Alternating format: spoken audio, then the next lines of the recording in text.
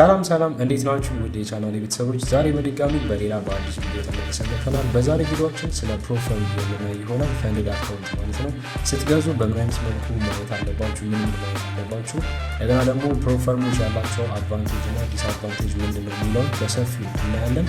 እኔ የምጠቀመው ፈንድድ አካውንት አለ፣ እንዴት ነው የገዛሁት፣ ፓስ ለማድረግ ምን ስትራቴጂዎችን እንጠቀም ነበር የሚለው በዚህ ቪዲዮ የተወሰነ ብናይ ይሆናል። እስከ ቪዲዮ መጨረሻ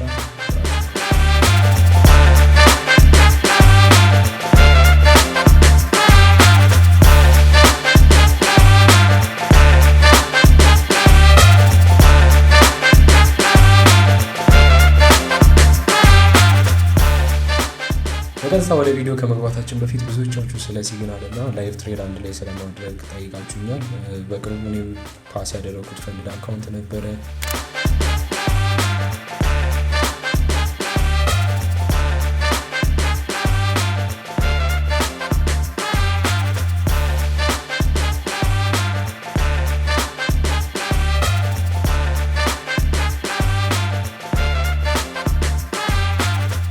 እንደገና ደግሞ የገዛችሁም ወይም ለመግዛት የምታስቡ ሰዎች ካላችሁ አንድ ላይ ትሬድ እያደረገን ፓስ ለማድረግ ቻሌንጅ አዘጋጃለሁ በቅርቡ።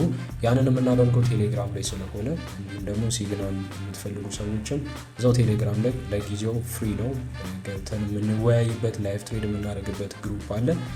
የቻናሉ ሊንክ እዚህ ስክሪን ላይ አስቀምጥላችኋለሁ። ቴሌግራም ላይ ገብተን በቅርቡ አብረን ላይቭ ትሬድ የምናደርግበት ጊዜ ይኖረናል።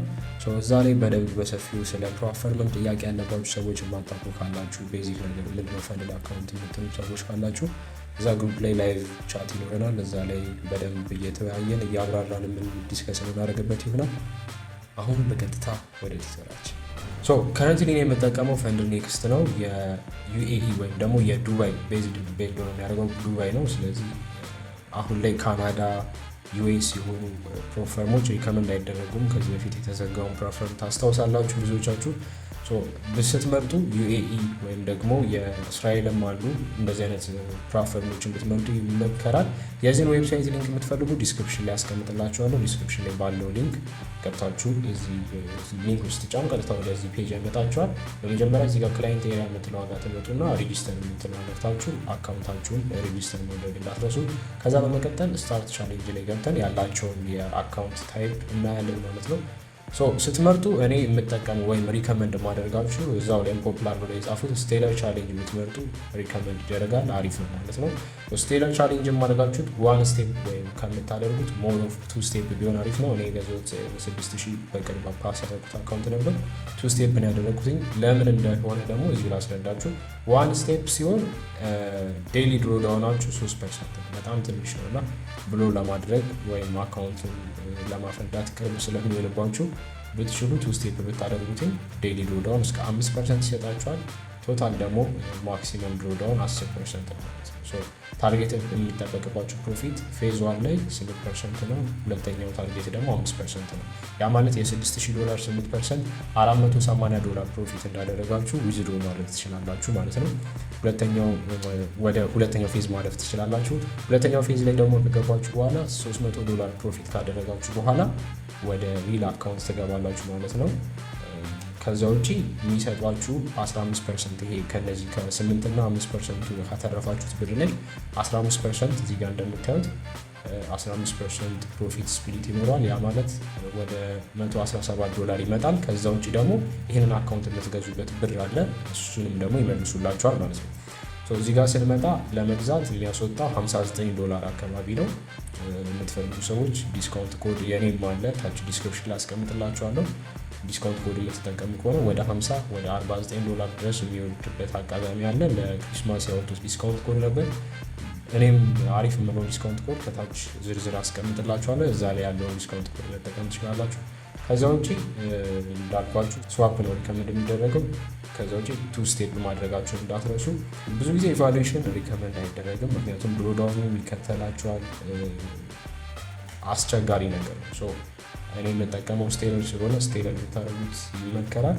ከዛ ውጪ እዚህ ጋር እንደምታዩት ፔይአውት ላይ በ24 ሰዓት ውስጥ ካልደረሳችሁ ብዙ አዛችሁ በ15 ቀን ነው።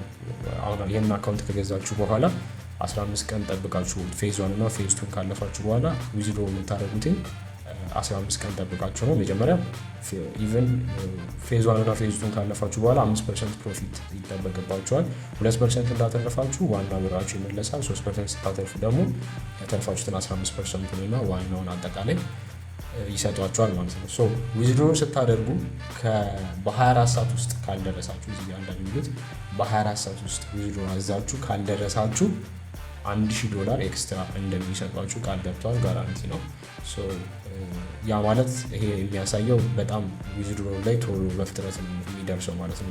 15 ቀን የመጀመሪያ ዊዝድሮ ስታደርጉ 15 ቀን መጠበቅ አለባችሁ። ከዛ በኋላ ግን ያቺ 15 ቀን ከሞላችሁ በኋላ 5%ን ካተረፋችሁ በ24 ሰዓት ውስጥ ዊዝድሮ ያደረጋችሁት ብር ይደርሳል ማለት ነው።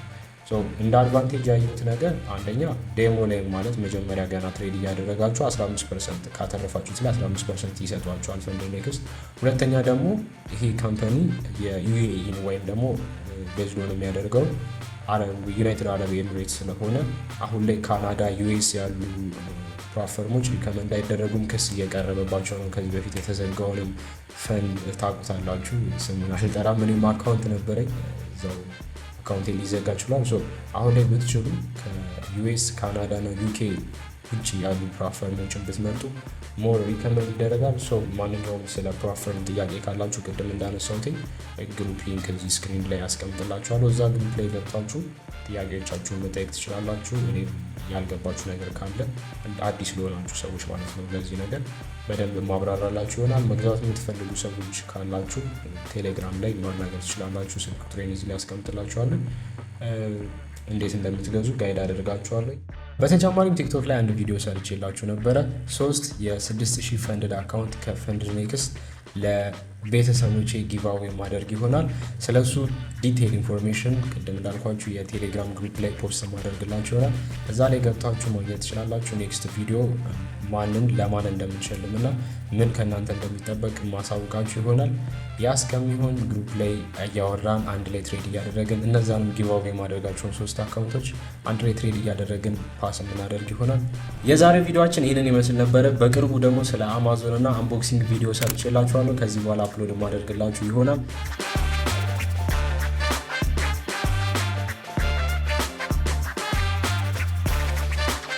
በዛ ቪዲዮ በደንብ ስለ እቃዎችን ከውጭ ማስመጣት የምትፈልጉ ኦንላይን ኢኮሜርስ ሳይቶች ላይ እቃዎችን እንዴት መግዛት እንደምትችሉ የምናይ ይሆናል።